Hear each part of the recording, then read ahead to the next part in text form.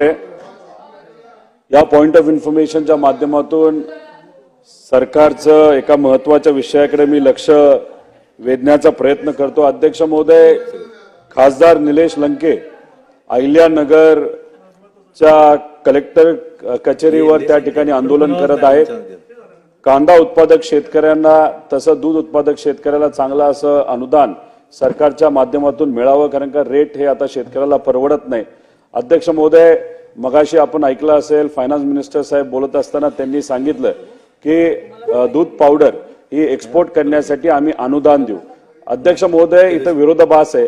केंद्र सरकार दूध पावडर आयात करते आणि आपलं राज्य सरकार निर्यात करण्याचं त्या ठिकाणी बोलत आहे आणि आयात केल्यामुळे केंद्र सरकारचा जो निर्णय त्याच्यामुळे दुधाचे भाव हे पडू शकतात। अध्यक्ष महोदय, त्यामुळे या विषयाकडे सरकारने लक्ष दिलं पाहिजे। तसंच अध्यक्ष महोदय, माझ्या मतदारसंघातले जे शेतकरी आहेत तिथे असणाऱ्या सर्व प्रशासकीय अधिकाऱ्यांच्या मदतीने रोजगार हमी योजनेच्या अंतर्गत खूप मोठं काम गेल्या 3 वर्षांमध्ये आम्ही केले आणि 6000 शेतकऱ्याचा विहिरीचे प्रकरण त्या ठिकाणी आम्ही मंजूर केलेले। अध्यक्ष महोदय, तिथं काही प्रशासकीय अधिकारी वेगळ्या पद्धतीने त्या विषयाकडे बघत असल्यामुळे गेले काही महिने तिथं मस्टर हे निघत नसल्यामुळे तणावाचं वातावरण माझ्या मतदारसंघामध्ये त्या शेतकऱ्याच्या कुटुंबामध्ये आहे। त्यामुळे अध्यक्ष महोदय, सरकारने त्याच्यामध्ये लक्ष घालून शेतकऱ्याचं कुठल्याही परिस्थितीमध्ये नुकसान होऊ नये याची दक्षता घ्यावी।